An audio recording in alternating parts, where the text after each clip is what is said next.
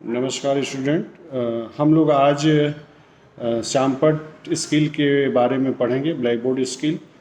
खास रूप से ये देखा जाता है कि कक्षा शिक्षण में श्यामपट्ट सबसे उपयोगी एवं अनिवार्य दृश्य उपकरण है।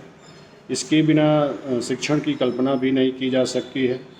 एक मनोवैज्ञानिक तथ्य है कि सीखते समय जितनी भी हमारी अधिक से अधिक ज्ञानेंद्रियां काम करेंगी, सीखना उतना सरल और आसान होगा। ब्लैक बोर्ड यूज़ करते समय एक शिक्षक होने के नाते ये बहुत ज़रूरी है कि ब्लैक बोर्ड जब हम यूज़ करते हैं या ब्लैक बोर्ड का जब उपयोग करते हैं तो उसमें कुछ कंपोनेंट्स होते हैं, कुछ घटक होते हैं जिनके आधार पे अगर हम कक्षा शिक्षण करते हैं तो निश्चित है कि हमारी कक्षा बहुत ही बेहतरीन होगी। खास रूप से जो श्यामपट्ट कौशल है या जो स्किल है वो बहुत ही अच्छी तरह से होगी। उसके कुछ कंपोनेंट्स है जिसमें पहला कंपोनेंट्स है अक्षर की स्पष्टता।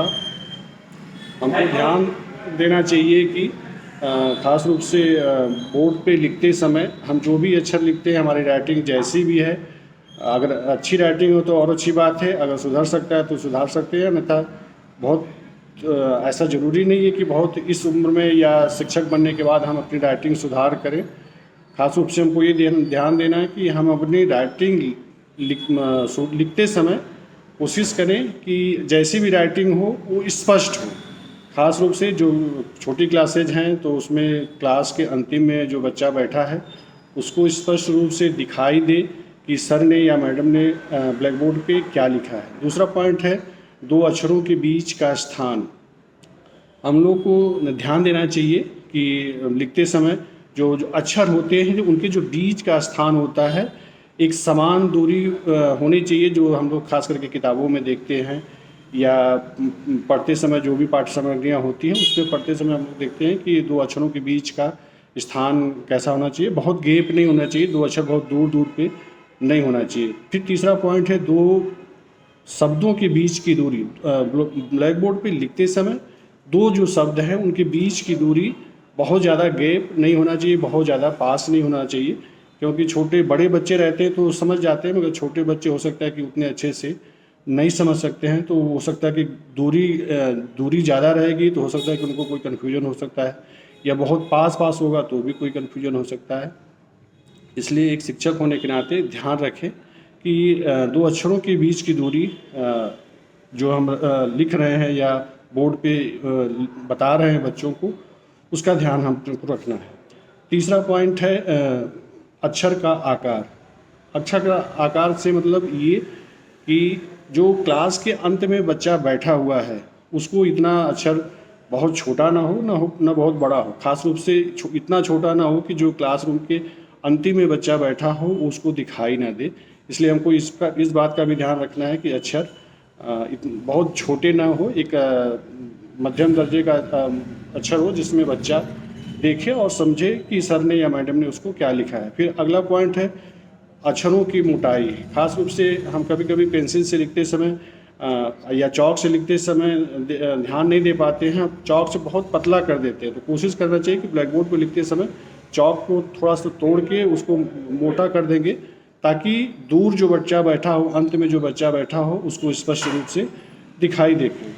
अगला पॉइंट है वाक्यों को सीधी पंक्ति में लिखना। हम लोगों को ये भी ध्यान रखना चाहिए कि जब हम ब्लैक बोर्ड पे लिखते हैं तो कोई वाक्य लिखते हैं या कुछ भी लिखते हैं तो वो एकदम सीधी रेखा में होना चाहिए, ना कि कभी ऐसे ऊपर हो जाता है कभी ऐसे नीचे हो जाता है। तो ऐसा नहीं होना चाहिए। ब्लैक बोर्ड का यूज़ करते समय हमको हमेशा सीधी रेखा में लिखना चाहिए। फिर अगला पॉइंट है दो पंक्तियों के बीच का अंतर। जो हम कोई भी पंक्ति लिखते हैं, कोई भी वाक्य ब्लैक बोर्ड पे लिखते हैं तो एक वाक्य लिखते हैं उसके जस्ट नीचे दूसरा वाक्य, दोनों की गैप बहुत ज़्यादा नहीं होना चाहिए, एक समान दूरी रख कर के हमको उस ब्लैक बोर्ड का यूज़ करना चाहिए। अगला पॉइंट है उसमें अनावश्यक बातों को मिटाना। कभी कभी होता है कि हम लोग जब क्लासरूम में पढ़ाते हैं तो बच्चों को समझाने के लिए कुछ ऐसी चीज़ें लिखना पड़ता है या उपयोग करना पड़ता है कि जो उस पाठ्यवस्तु से या जो जिस विषय वस्तु को हम पढ़ रहे हैं उससे उसका बहुत लगाव या जुड़ाव नहीं रहता है। फिर भी एग्जाम्पल के लिए हम लोग ध्यान देते हैं कि एग्जाम्पल के लिए कुछ ऐसी चीज़ें हैं जो हम लोग ब्लैक बोर्ड के एक कॉर्नर में या बगल में लिखते हैं, मगर जब समझाने के बाद जब बच्चों को बोलते हैं कि नहीं ठीक है चलिए आप लोग इसको लिख लीजिए या अपनी कॉपी पे उतार लीजिए, तो उस समय पहले जो अनावश्यक चीज़ें हैं जो हमने ब्लैक बोर्ड पे लिखी है उसको मिटा देना चाहिए। फिर अगला पॉइंट है बिंदुओं का क्रम। पढ़ाते समय हमको ये भी ध्यान रखना चाहिए कि जो भी चीज़ें हम पढ़ाएं वो ये क्रम में पढ़ाएं। उसका जो क्रम होता है पहला दूसरा तीसरा, उसी क्रम में कहीं से भी कोई चीज़ विषय वस्तु उठा के नहीं पढ़ाना चाहिए। इस चीज़ का ध्यान रखना चाहिए। अगला पॉइंट है मुख्य बिंदुओं को रेखांकित करना। ब्लैक बोर्ड का यूज करते समय कोशिश करें कि जो मुख्य बिंदु हैं अपने आज के क्लास में या जब भी हम क्लासरूम में टीचिंग करते हैं तो कुछ महत्वपूर्ण बिंदु होते हैं तो उसको नीचे से अंडरलाइन कर देना चाहिए, जिससे बच्चों को स्पष्ट हो सके कि इसमें क्या मुख्य बिंदु हैं। अगला पॉइंट है रंगीन चौक का प्रयोग।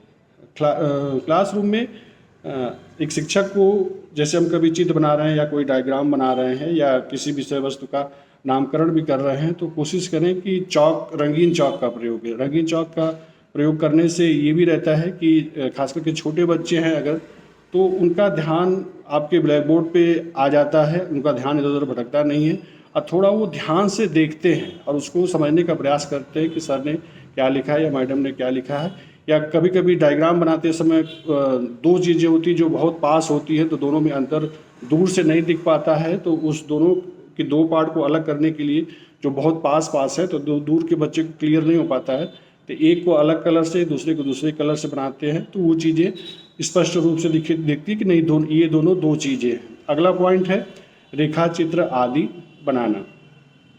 हमको एक शिक्षक होने के नाते खास रूप से कोशिश करनी चाहिए कि हम स्वयं ब्लैक बोर्ड पे जो भी अपनी विषय वस्तु है या भी जो भी हम टॉपिक पढ़ा रहे हैं उसको रेखा चित्र के माध्यम से समझाने का प्रयास करें, तो इससे बहुत ही बेहतरीन बच्चों को समझ पैदा होती है और ज्ञान भी मिलता है और वो स्पष्ट रूप से उसको समझ भी पाते हैं।